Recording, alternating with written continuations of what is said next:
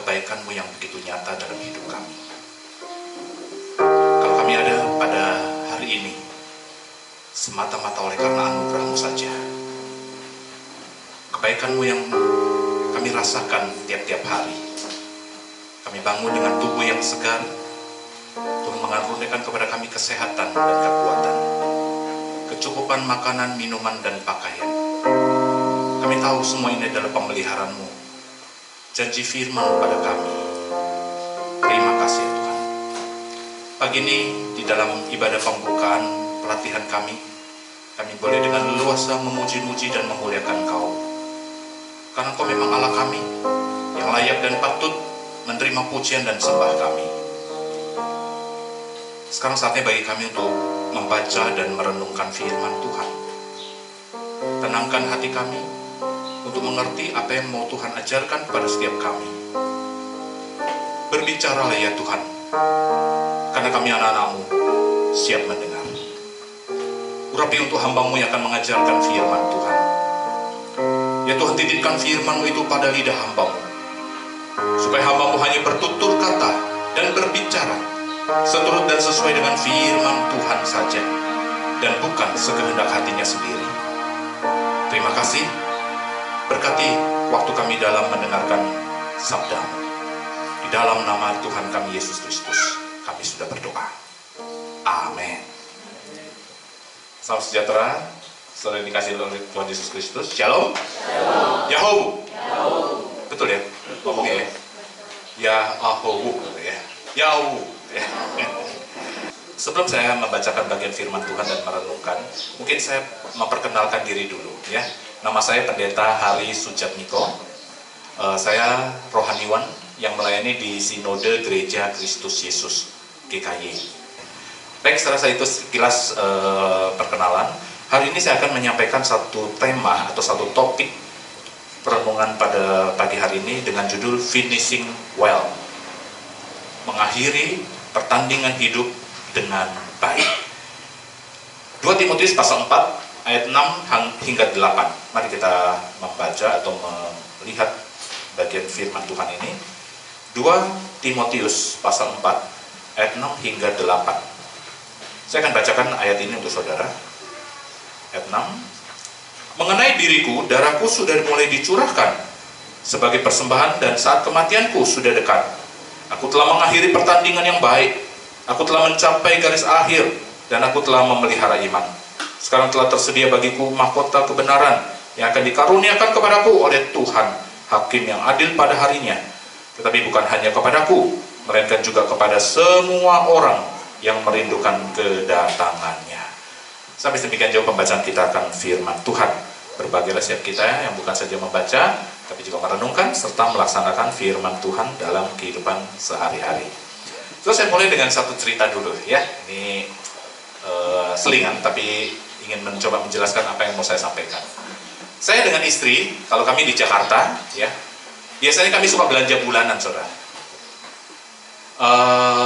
Kalau kami berbelanja, biasanya sebelum berangkat berbelanja kami itu mencatat barang-barang apa saja, bahan-bahan apa saja yang mau kami beli di supermarket itu, ya.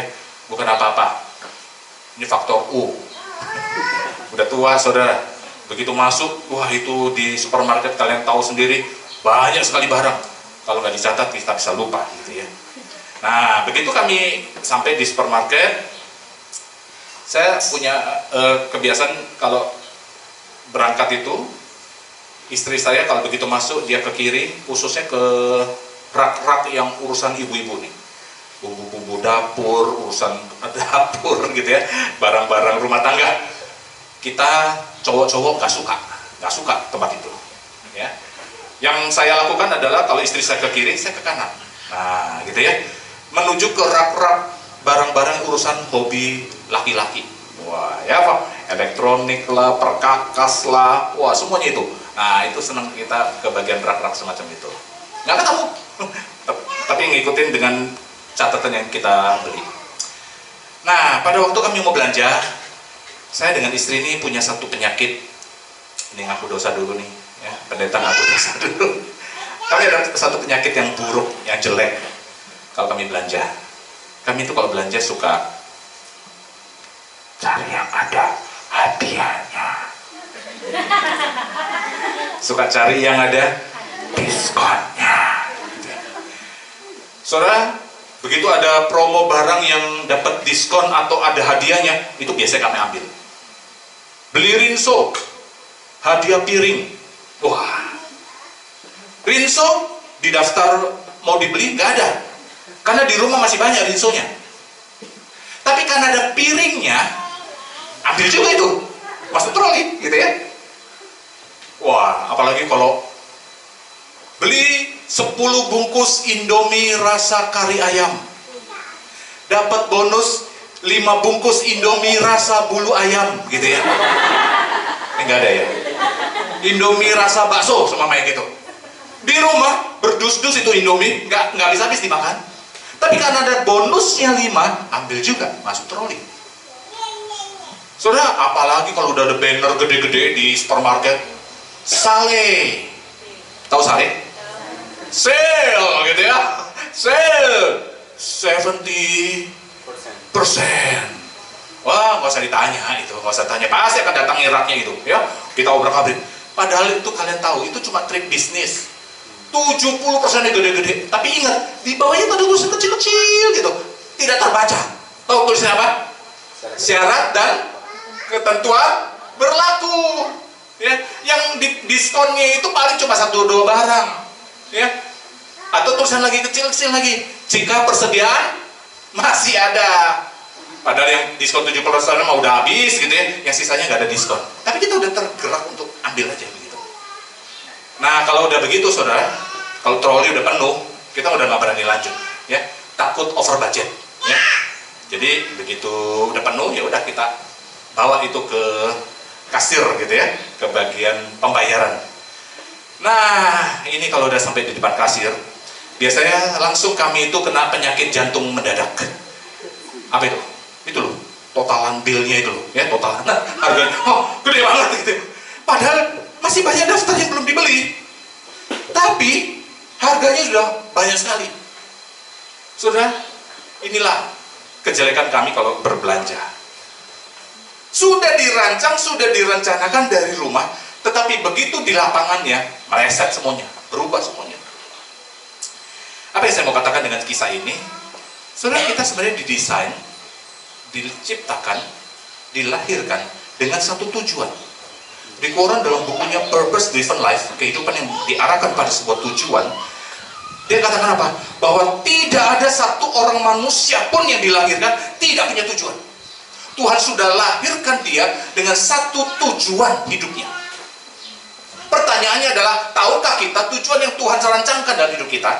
Yang kedua, adakah kita setia sampai akhir pada tujuan itu? Yang terjadi begitu banyak manusia, termasuk kita orang-orang percaya, kita meleset, kita menyimpang, kita gagal di dalam mencapai tujuan yang Tuhan rancangkan kepada kita. Dan bukan saja gagal, tapi kita tidak setia sampai akhir. Kita tidak finishing well.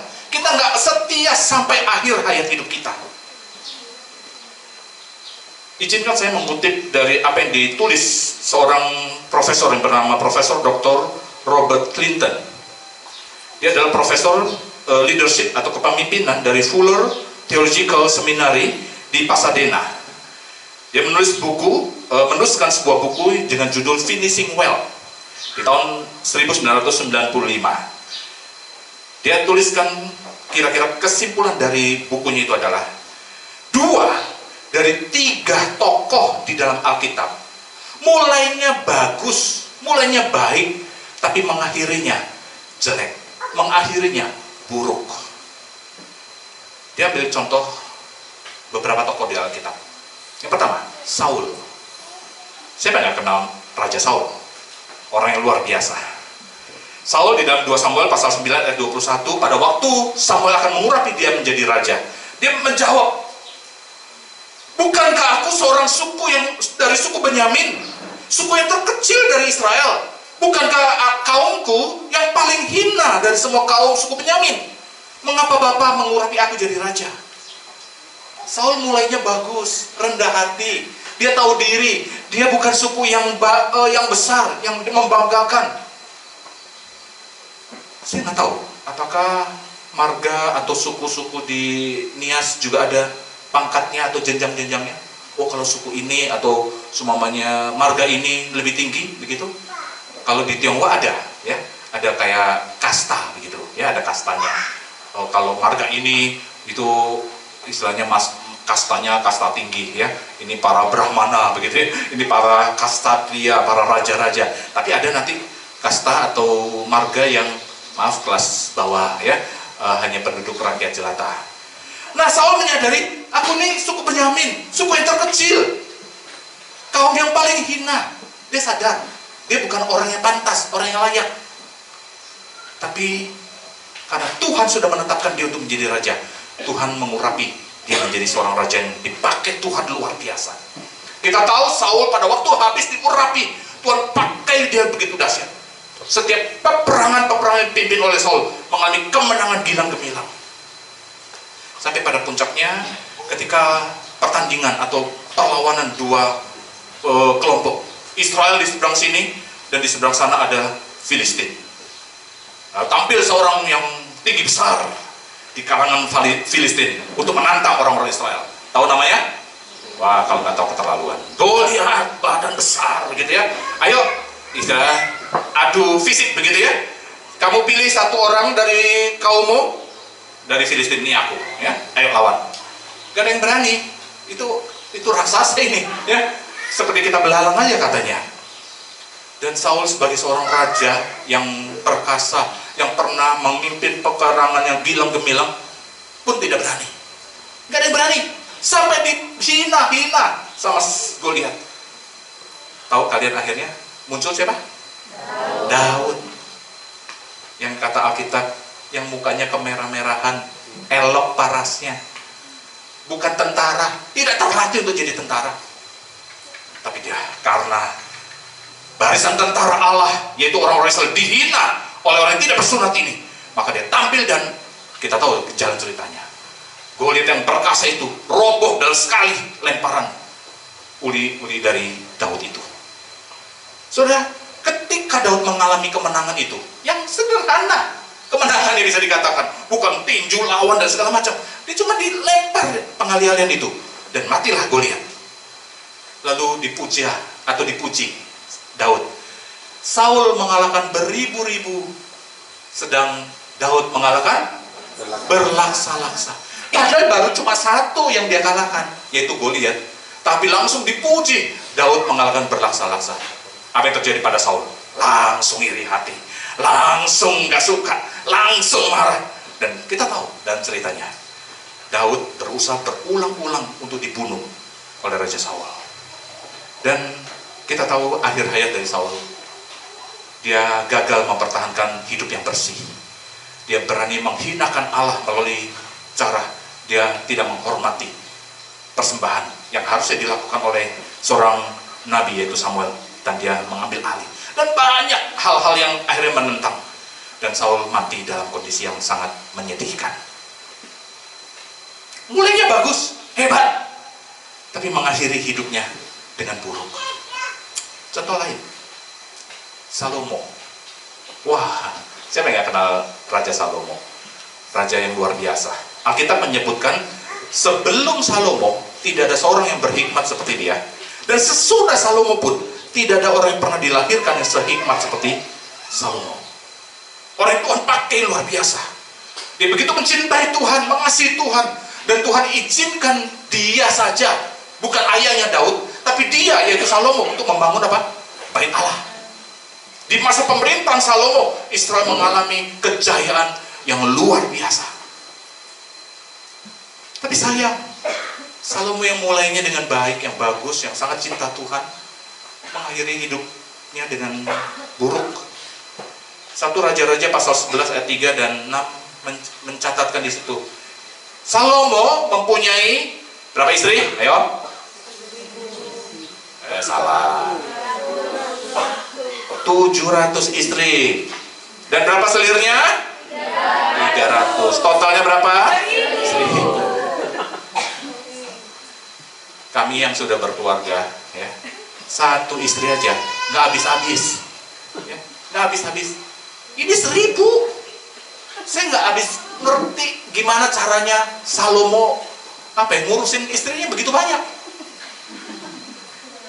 Semuanya Salomo pas lagi ngopi-ngopi di teras istananya gitu ya, lagi ngopi-ngopi, tiba-tiba ada cewek lewat gitu ya, papi gitu ya, papi lah. Salomo kaget, siapa kamu? Loh, aku ini istrimu yang ke-675. Istri yang ke-675 gitu ya. Saya jangankan menghafal 1000, ngapalin kalian namain aja ya. Mungkin satu semester juga saya nggak hafal-hafal itu nama kalian. Pak Budi hafal semua, Pak? Enggak. Tuh kan? Gimana kalau punya istri 1000 gitu kan? Saya nggak bisa mengerti ya. Tapi yang masalah bukan cuma masalah jumlah, tapi dikatakan dalam Alkitab setiap istri-istri Salomo membawa apa? Berhalanya masing-masing ke dalam istana Salomo. Sehingga apa yang terjadi? Salomo yang menyembah Yahweh dengan setia akhirnya terpincut, tergoda terhadap ilah-ilah dari para istrinya dan menyembah berhala. Dan kita tahu pada akhir hayat dari Salomo, dia tidak finishing well. Saudara, kalau mau didata banyak sekali. Imam Eli, Simpson, Yudas Iskariot, mulainya bagus, mendengarkan khotbah dari Yesus Kristus, khotbah yang agung, yang mulia, melihat dengan mata kepala sendiri, yaitu mujizat-mujizat sangat luar biasa. Seharusnya Yudas adalah seorang murid yang begitu mencintai Yesus. Tapi kita tahu dalam cerita hidupnya, di akhir hayatnya dia justru menjual gurunya dengan 30 keping perak. Saudara, mau begitu banyak data nama-nama tokoh dalam Alkitab. Saya sepakat dengan apa yang dikatakan oleh Clinton tadi. 2 dari 3 tokoh dalam Alkitab mulainya baik, mengakhirinya buruk. Lalu pertanyaannya begini, bagaimana dengan kita, saudara dan saya? Kita ini nggak lebih hebat dari Salomo, malah mungkin nggak ada seberapanya Salomo. Kita nggak lebih hebat dari Saul, kita nggak lebih hebat dari Daud, kita nggak lebih hebat dari Yudas Iskariot dan lain-lainnya. Mereka adalah orang-orang yang diberkati Tuhan, yang dipakai Tuhan dahsyat. Tapi mereka bisa gagal. Mereka tidak finishing well. Bagaimana dengan kita? Bagaimana dengan saya? Saudara, ini yang harus menjadi pergumulan kita sepanjang hidup kita. Menjadi hamba Tuhan yang setia sampai akhir. Begitu banyak kisah-kisah pendeta, orang-orang hebat yang gagal. Orang-orang yang dipakai Tuhan dahsyat mengakhiri pertandingan hidupnya gagal. Ada pendeta yang korupsi, pendeta yang jatuh dalam dosa seksual, pendeta yang homo, macam-macam. Saudara, saya mau katakan, saya tidak lebih hebat dari mereka. Saya tidak lebih kuat dari mereka. Oleh karena itu, sangat butuh belas kasihan Tuhan. Kita sangat butuh untuk bersandar pada kasih sayang Tuhan. Karena kalau tidak, saudara, betapa lemah dan kurangnya kita. Kemungkinan gagal kita itu sangat tinggi. Oleh karena itu, berkat kasih sayang Tuhanlah untuk menolong kita bisa setia sampai akhir. Bagaimana caranya, saudara? Ada 3 hal saja yang ingin saya sharingkan. Yang pertama, jaga integritas. Saya berdiri di hadapan calon-calon hamba Tuhan, mahasiswa-mahasiswa teologi yang Tuhan sedang kodok di tempat ini. Tantangan kalian tidak akan lebih ringan dari kami-kami yang sudah lebih dahulu masuk dalam ladang Tuhan. Dan pengalaman pelayanan saya, ada begitu banyak godaan untuk melanggar integritas. Ada begitu banyak godaan-godaan untuk membuat kita melenceng dari apa yang seharusnya.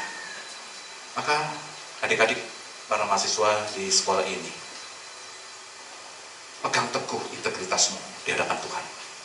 Di depan atau di belakang orang, di depan atau di belakang orang-orang yang mungkin menilai kita tetap sama. Di depan atau di belakang jemaat, mari kita hidup sama, gak beda. Jangan kalau di depan, selamat pagi, shalom, haleluya, oh puji Tuhan. Tapi di belakang, gitu ya, pemarah, galak, segala macam. Ada satu kejadian, saudara, di staf tata usaha gereja kami. Saya nggak sebutkan GKI-nya lah, supaya agak sampai ada hal yang tidak diinginkan.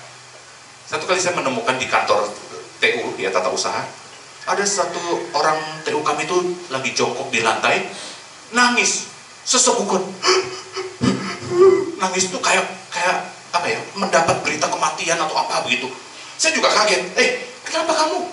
Saya pikir dia mungkin baru terima telepon, karena memang dia baru terima telepon, lalu dia nangis seperti itu. Setelah dia tenang, saya tanya, kenapa? Ada apa? Saya pikir ada berita duka cita, mungkin orang tuanya atau siapanya yang dia sayangi pergi begitu. Setelah dia tenang, dia bilang, saya baru ditelepon si A begitu ya. Nah si A ini saya kenal baik, dia salah seorang majelis kami. Yang saya kenal orangnya sangat ramah. Kalau ketemu saya, Pak Pendeta, apa kabar? Baik, sehat Bapak? Wah sangat perhatian sekali. Manis mulutnya. Kalau dia jadi liturgis atau liturgis istilah kami, wah sangat luar biasa. Kami diajak untuk menyembah Tuhan dan luar biasa. Tuhan pakai dia dalam pelayanan dahsyat. Tapi staf kami mengatakan, tadi saya ditelepon si A gitu ya. Saya dimaki-maki Bapak. Kenapa? Memang dia mungkin melakukan kesalahan, ya. Tapi yang enggak, atau yang membuat saya kaget adalah dia dimaki-maki sampai katanya, ini pengakuan dari si staf kami ini, semua keluar itu kebun binatang itu, ya. Caci maki, hinaan binatang keluar ditujukan pada staf ini. Saya sampai kaget. Masa? Karena di gereja, halo Pak Hari, apa kabar? Shalom. Di belakang sama TU kayak begini. Saya nggak habis ngerti. Ya. Saudara, inilah yang perlu untuk kita jaga. Gampang? Gak. Saya sadar. Godaan untuk kita hidup palsu sangat tinggi. Ya. Gak enak, saudara. Satu kejadian di keluarga kami. Saya punya 3 anak, saudara. Yang anak pertama kami kasih nama Holy. Siapa? Holy, suci, kudus. Ya. Anak kami yang kedua namanya Hosi. Siapa? Hosi. Anak kami yang ketiga laki-laki, namanya Hosea. Hosea. Jadi depannya Ho semua, Holy, Hosi, Hosea. Karena saya di kalangan orang Tionghoa, saya atau marga saya Ho, ya. Jadi kasih namanya begitu. Dan enak. Kalau saya panggil anak saya dari kecil itu, saya tinggal teriak, ho ho ho, langsung datang 3 anak. Teman saya bilang, godain saya, Pak Hari, kalau nanti anaknya keempat, kasih nama Hombi Pak. Macam-macamnya Hombi. Anak kami itu 3, kami ada kebiasaan, kalau ulang tahun, kami itu makan bersama, dan menyiapkan kado untuk salah satu yang berulang tahun. Ya, kasih surprise lah, ya. Hari itu Hosea, anak kami yang paling kecil, ya, ulang tahun. Dan seperti biasa, kami sudah pulang sekolah, mereka udah siapin kado, dibungkus-bungkus di kamar, gitu ya. Lalu kami sudah booking sebuah restoran malam hari, ya, untuk makan malam bersama keluarga. Udah, wah kita cengkerama di kamar, bercanda dan segala macam. Tiba-tiba HP saya berbunyi. Saya angkat, rupanya saya ditelepon oleh seorang majelis gereja, di mana waktu itu saya gembala jemaat. Ya, selamat siang Pak.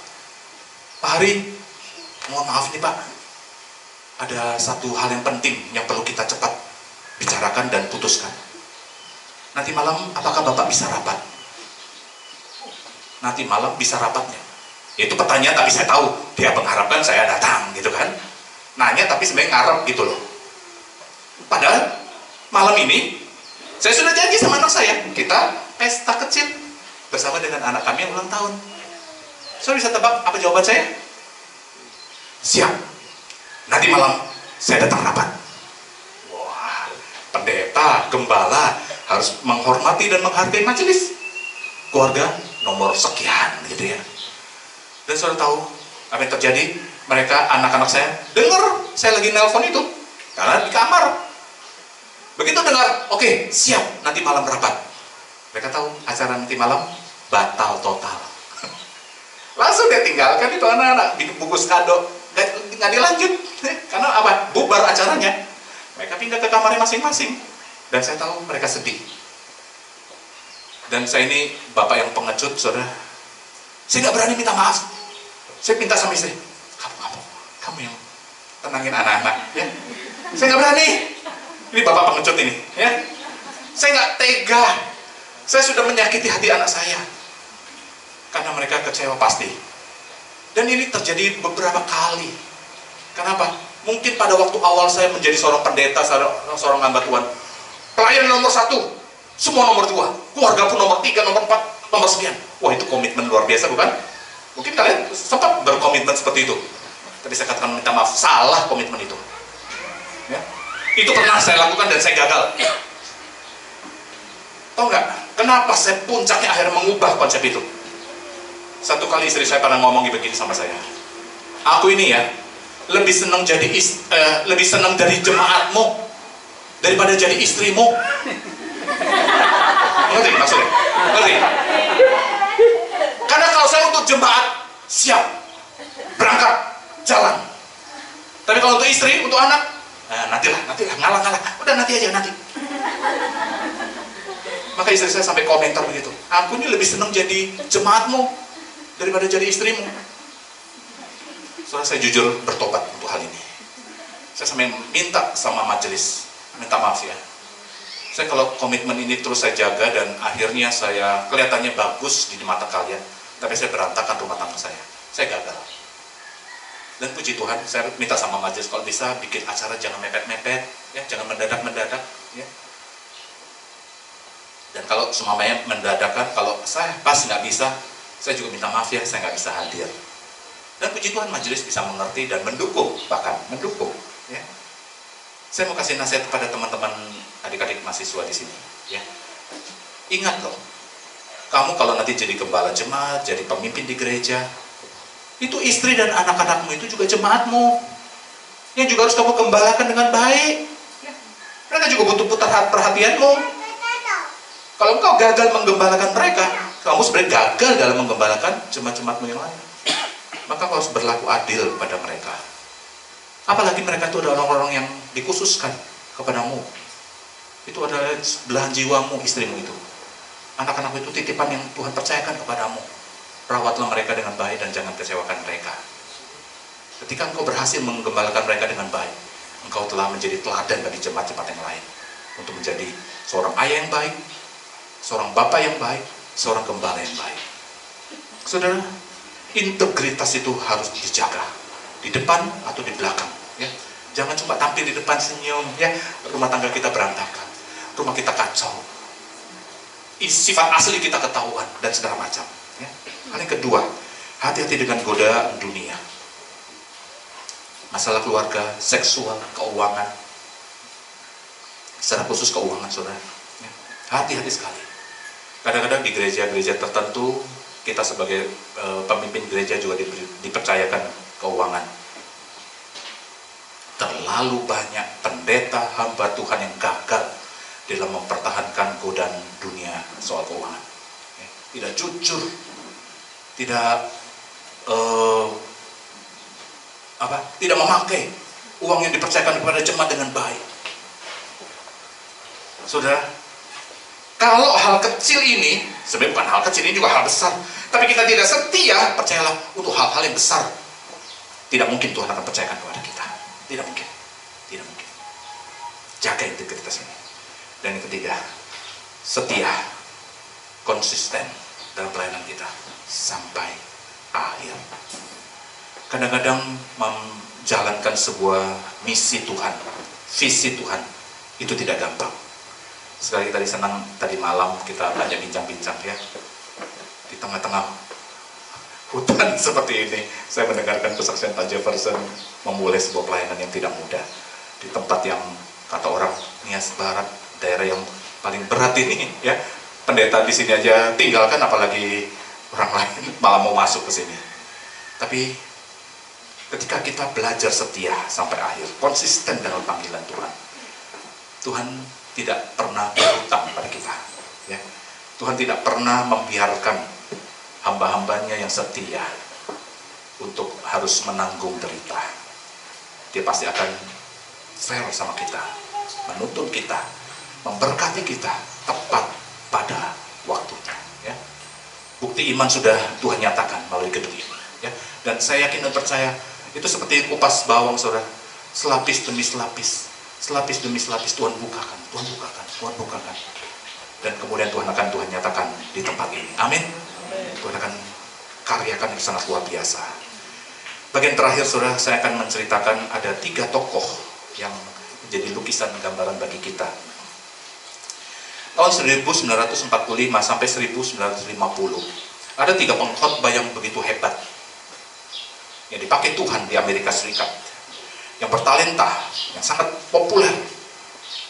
Tapi dari 3 pengkhotbah besar ini, saya yakin 2 nama kalian nggak kenal, tapi hanya 1 yang mungkin nanti kalian akan kenal. Saya akan sebutkan nama-nama ini. Yang pertama, namanya Charles Templeton. Ada yang tahu nama ini? Pasti banyak yang nggak tahu ya. Charles Templeton adalah seorang pengkhotbah KKR di televisi. Khotbah-khotbahnya begitu luar biasa. Ribuan, mungkin ratusan ribu orang bertobat, maju ke depan mendengar khotbah-khotbah yang dahsyat dari Charles Templeton. Dia kemudian melanjutkan sekolah teologianya di Princeton Theological Seminary. Ini mungkin salah pilih kampus begitu ya. Ini adalah kampus yang memang dikenal liberal. Dan sampai pada gelar S3-nya, rupanya dia mulai terpengaruh dengan pandangan-pandangan liberalisme. Di tahun 1999, Templeton menulis sebuah buku dengan judul Farewell to God. Perpisahan dengan Tuhan. Ya, goodbye Tuhan. Ya. Kenapa? Karena Charles Templeton menjadi seorang ateis. Bukan cuma menjadi seorang ateis, tetapi orang ateis aktif mengkritik gereja, mengkritik doktrin-doktrin Injil yang begitu kuat dipegang, yang dulu dia pegang baik-baik, yang dulu dia khotbahkan, yang dulu dia bicarakan kemana-mana melalui mimbar-mimbar televisi, dan ribuan orang bertobat. Tapi pada akhirnya dia kehilangan iman dan kepercayaannya, dan dia ditemukan mati dalam kondisi sama sekali tidak mau percaya kepada Yesus Kristus sebagai Tuhan dan Juru Selamatnya kembali. Ateis yang paling keras. Hal yang kedua, atau tokoh yang kedua, nama ini saya sebutkan, Brown Clifford. Kalian pernah dengar nama ini? Pasti nggak tahu, ya. Brown Clifford juga ada seorang pengkhotbah KKR di televisi. Tuhan pakai dia begitu dahsyat. Beribu-ribu orang juga bertobat karena khotbah-khotbah dia yang sangat luar biasa. Tapi dia mengalami satu pergumulan dalam keluarga. Kedua anaknya lahir dalam kondisi Down syndrome. Down syndrome itu penyakit lemah mental gitu ya, keterbelakangan mental. Ya. Lalu istrinya juga penuh dengan penyakit, sering sakit, bahkan dirinya sendiri. Ya. Clifford sendiri juga sering sakit, sehingga dia merasa bahwa kenapa Tuhan jahat kepada dia? Kenapa Tuhan memberkati orang lain, menyayangi orang lain, dan semua sehat-sehat yang dia kenal, tapi kenapa keluarga saya, anak saya Down syndrome, istri saya penyakitan, dan saya juga penyakitan? Dan dia marah kepada Tuhan. Dia ditemukan mati di kamar kos-kosan yang kecil. Rekeningnya hanya beberapa dolar recehan, ya, dan menjadi seorang pemabuk. Mulanya bagus, pengkhotbah KKR, ribuan orang bertobat, tapi akhirnya gagal. Tapi nama ketiga, saya yakin kalian pasti kenal. Yang ketiga adalah Billy Graham. Kenal nama ini? Pasti kenal. Ya. Saudara, sebenarnya Billy Graham, Charles Templeton, dan John Clifford adalah 3 pengkhotbah besar di Amerika Serikat. Mereka menjadi satu tim dalam Youth for Christ Rally di Amerika Serikat, yaitu menginjili jiwa-jiwa baru, menginjili anak-anak muda seluruh dunia. Mereka berkeliling dunia untuk menjangkau jiwa. Tapi mengapa dari 3 nama ini, Charles Templeton, John Clifford, dan Billy Graham, kita hanya kenal Billy Graham?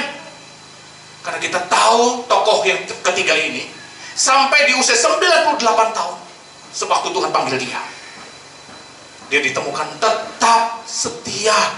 Di akhir hayatnya, di otaknya, di pikiran dia cuma satu: berapa jiwa lagi harus saya menangkan Tuhan? Berapa orang lagi harus saya jangkau Tuhan? Berapa jiwa lagi harus saya beritakan Injil Tuhan? Itulah hati Billy Graham, berkobar-kobar tentang jiwa-jiwa. Billy Graham menjadi rohaniwan kepercayaan dari para presiden-presiden Amerika Serikat, penasehat dari para presiden-presiden di Amerika Serikat sampai akhir hayatnya. Sudah berapa puluh presiden yang menjadi orang yang dibimbing oleh Billy Graham. Saudara, saya tidak tahu bagaimana akhir hayat kita, tapi mari kita minta pimpinan Tuhan. Jaga integritas kita, jangan tergoda pada hal-hal duniawi, ya. Setia sampai akhir. Hal-hal inilah yang membuat kita bisa bertahan. Dan seperti ayat yang tadi kita baca, ya, ayat ini biasanya paling banyak itu dikutip di itu batu nisan, ya, di batu nisan. Aku telah mengakhiri pertandingan yang baik, aku telah mencapai garis akhir, dan aku telah memelihara iman. Pertanyaannya, apakah betul jenazah yang di dalam itu setia sampai akhir? Mari saudara, ya, hari ini entah berapa panjang umur kita, ya, beberapa puluh tahun lagi ke depan ini, mari ingat firman Tuhan ini, finishing well, setialah engkau sampai akhir hayatmu, melayani Tuhan, dan tidak pernah Tuhan menemukan kau meninggalkan panggilannya, dan kau tetap sebagai hamba yang baik, hamba yang setia sampai akhir hayatmu. Kiranya Tuhan menolong kita semuanya, dan bukan saja menjadi pendengar firman Tuhan yang baik, tapi kita juga menjadi pelaku firman Tuhan yang baik. Amin.